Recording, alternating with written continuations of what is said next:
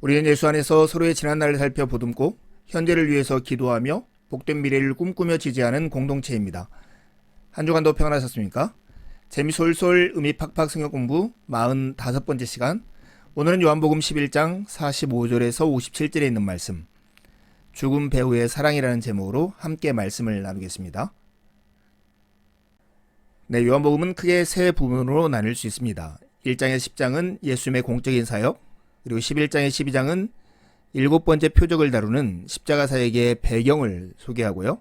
그리고 13장에서 21장은 예수님의 십자가 사역을 소개하고 있습니다. 오늘 우리가 11장 부분을 나누는데요. 여기는 나사로를 죽은 자 가운데 살리신 사건을 배경으로 한 본문입니다. 요한복음 11장은 세 부분으로 나누어 있습니다. 1절에 16절은 나사로의 죽음, 그리고 17절에서 44절은 나사로를 살리신 사건, 그리고 45절에서 57절은 가야바의 계략이 나옵니다. 여기에는 나사로가 살아난 사건을 보고 일어난 두 가지 반응과 사내들인 공회가 예수님을 죽이기로 한 결의, 그리고 6월절이 되어서 사람들이 예수님이 예루살렘에 올라오실까 하는 수근거림이 본문에 나타나 있습니다. 특별히 오늘 본문은 1절에서 44절까지의 사건에 대한 해설이고 나사로를 살리신 사건의 참 의미를 보여줍니다. 사람들은 예수님을 죽이려고 하는 허탄한 음모를 가지고 하나님의 뜻을 거역하지만 그럼에도 불구하고 하나님은 당신의 뜻을 신실하게 이루어가고 있는 그 모습을 주목하면서 오늘 본문을 함께 묵상하시죠. 먼저 45절에서 46절 말씀을 함께 읽겠습니다. 마리아에게 와서 예수께서 하신 일을 본 많은 유대인이 그를 믿었으나 그 중에 어떤 자는 바리새인들에게 가서 예수께서 하신 일을 알리니라. 예수님께서 하신 일을 본 유대인들이 있었습니다. 그들은 원래 조문객들이었죠. 그런데 그들은 예수님께서 나사로를 살리신 사건의 목격자가 되고 나중에는 증거자가 됩니다. 그들 중 많은 유대인들이 예수님을 믿게 됩니다. 그들의 믿음이 어떤 믿음이었을까 정확히 알 수는 없습니다. 그들이 정말로 예수님을 구세주로 믿었을까요? 알 수 없죠. 하지만 어떤 이들은 이 사실을 바리새인들에게 알립니다. 예수님께서 하신 일을 알린 것이죠. 이때 바리새인들은 아마 성전의 지도적 계층의 사람들이었을 거예요. 왜냐하면 알린 이후에 사내들인 공회가 모이는 것을 보면 우리가 짐작할 수 있습니다. 이 소식을 듣고 모인 사내들인에서는 어떤 결정을 내렸을까요? 47절부터 53절에 있는 말씀을 함께 읽겠습니다. 이에 대제사장들과 바리새인들이 공회를 모으고 이르되 이 사람이 많은 표적을 행하니 우리가 어떻게 하겠느냐. 만일 그를 이대로 두면 모든 사람이 그를 믿을 것이요. 그리고 로마인들이 와서 우리 땅과 민족을 빼앗아 가리라 하니 그 중에 한 사람 그 해의 대제사장인 가야바가 그들에게 말하되 너희가 아무것도 알지 못하는도다. 한 사람이 백성을 위하여 죽어서 온 민족이 망하지 않게 두는 것이 너희에게 유익한 줄을 생각하지 아니하는도다 하였으니 이 말은 스스로 함이 아니요 그 해의 대제사장이므로 예수께서 그 민족을 위하시고 또 그 민족만 위할 뿐 아니라 흩어진 하나님의 자녀를 모아 하나가 되게 하기 위하여 죽으실 것을 미리 말함이로라. 이날부터는 그들이 예수를 죽이려고 모의하니라. 소식을 들은 바리새인들은 공회를 소집하게 되는 것이죠. 대제사장들과 바리새인들이 모여서 이 사건을 논의하게 됩니다. 이 사람 곧 예수님이 많은 표적을 행하니 어떻게 하면 좋겠느냐 하는 것이 주제였어요. 그리고 그들이 내린 결론은 이거였습니다. 만일 그를 이대로 두면 모든 사람이 예수를 믿을 것이고 그러면 로마인들이 이것이 그들을 향한 저항이라고 생각해서 이 유대 땅과 민족을 빼앗아 갈 것이라는 두려움에 이르게 됩니다. 이런 논의를 듣고 있던 대제사장 가야바, 이 대제사장은 사내들인 공회의 의장이었습니다. 그 해의 대제사장인 가야바가 이렇게 얘기하는 거예요. 너희가 아무것도 알지 못한다. 한 사람이 백성을 위해서 죽어서 온 민족이 망하지 않게 되는 것이 너에게 유익한 줄을 생각하지 않는다. 이런 얘기를 해요. 가야바는 입속 바르게 이렇게 얘기했지만 성경은 이 가야바의 이야기가 예언과 같다라고 얘기합니다.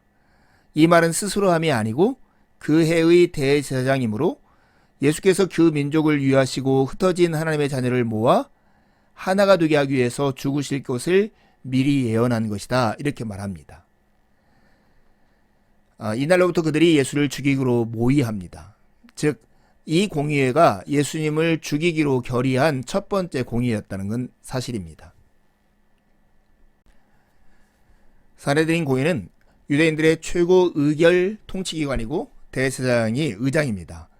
민수기 11장 16절에 나오는 모세가 임명한 70인의 장로회에 그 기원을 두는데요.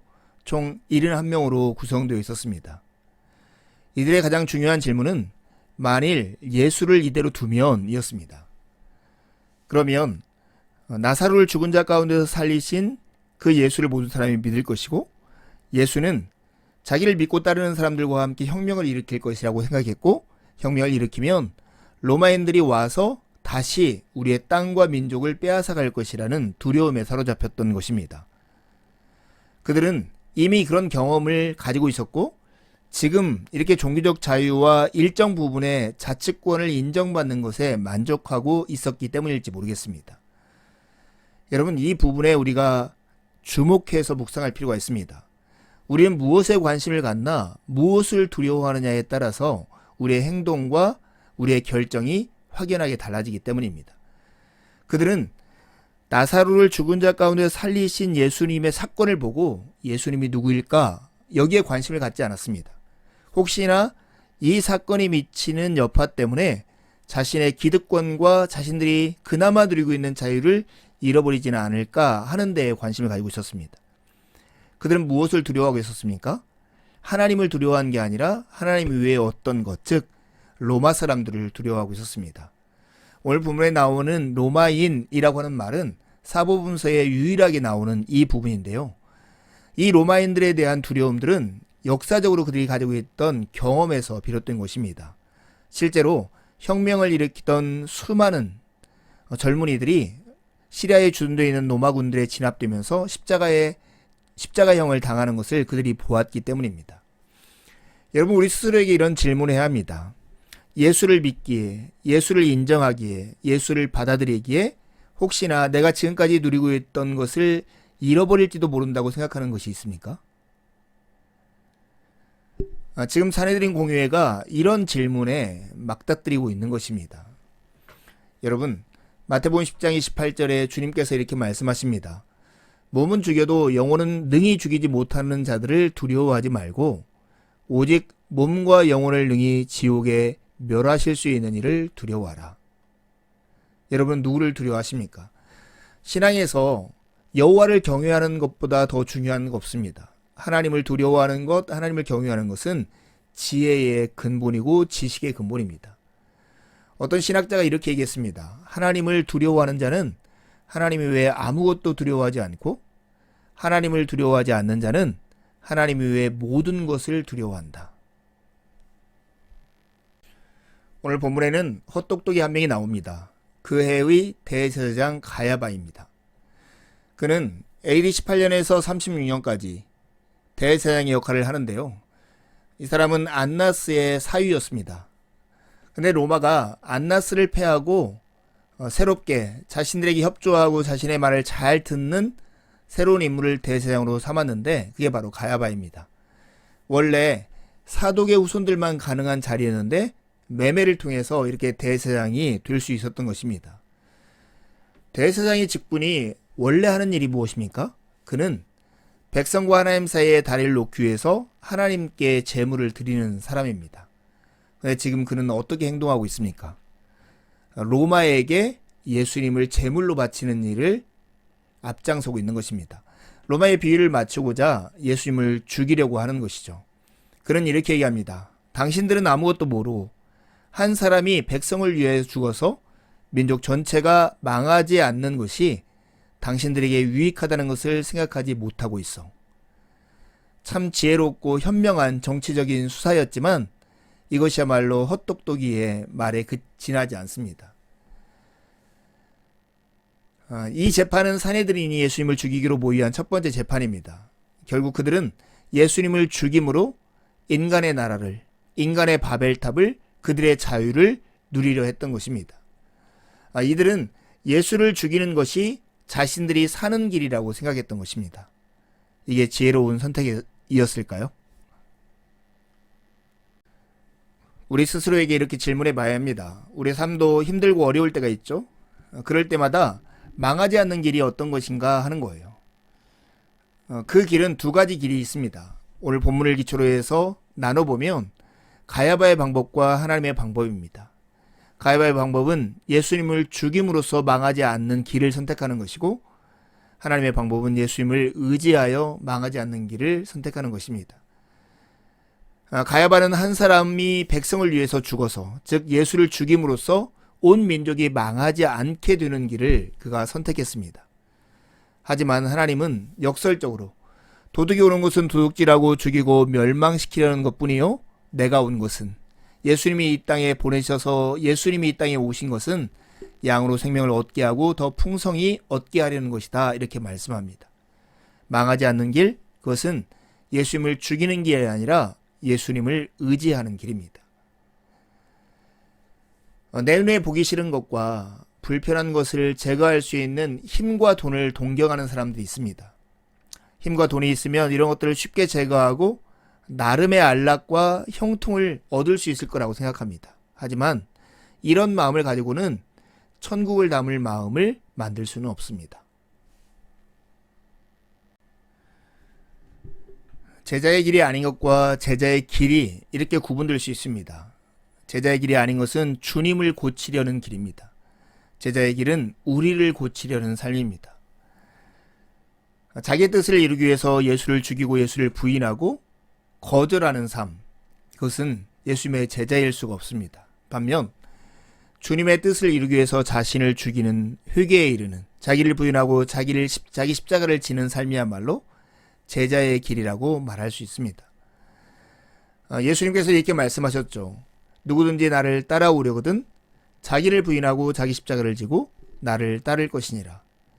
그리고 예수님의 제자였던 바울은 나는 날마다 죽노라, 이렇게 고백하였습니다. 여러분은 제자입니까? 이제 54절에서 57절에 있는 말씀을 함께 읽겠습니다. 그러므로 예수께서 다시 유대인 가운데 드러나게 다니지 아니하시고 거기를 떠나 빈들 가까운 곳인 에브라임이라는 동네에 가서 제자들과 함께 거기 머무르시니라. 유대인의 유월절이 가까움에 많은 사람이 자기를 성결하게 하기 위하여 유월절 전에 시골에서 예루살렘으로 올라갔더니 그들이 예수를 찾으며 성전에 서서 서로 말하되 너희 생각에는 어떠하냐? 그가 명절에 오지 아니하겠느냐 하니 이는 대제사장들과 바리새인들이 누구든지 예수 있는 곳을 알거든 신고하여 잡게 하라 명령하였음이로라. 이제 예수님은 에브라임이라고 하는 동네에 가서 머무르십니다. 에브라임은 예루살렘으로부터 북쪽으로 약 24km 정도 떨어져 있는 곳에 위치해 있습니다. 예수님은 다시 유대인 가운데 드러나게 다니지 않기로 결정하셨고 에브라임이라는 동네에 가서 제자들과 함께 거기서 머무르셨던 것입니다. 이전 사건이 수전절, 겨울에 있었던 사건이고 이제 6월절에 다시 예루살렘으로 올라오시니까 아마 2, 3개월의 텀 동안 아마 에브라임이라는 동네에 예수님이 머무르셨던 것으로 보입니다. 6월절이 가까웠습니다. 많은 사람들이 예루살렘으로 올라왔던 거예요. 그리고 그들이 서로 수군거립니다. 예수님이 명절에 오지 않겠느냐 하는 거죠. 그렇게 그들이 궁금해하며 찾던 이유는 대제사장들과 바리새인들이 누구든지 예수가 있는 곳을 알거든 신고하여 잡게 하라고 명령했기 때문이었습니다.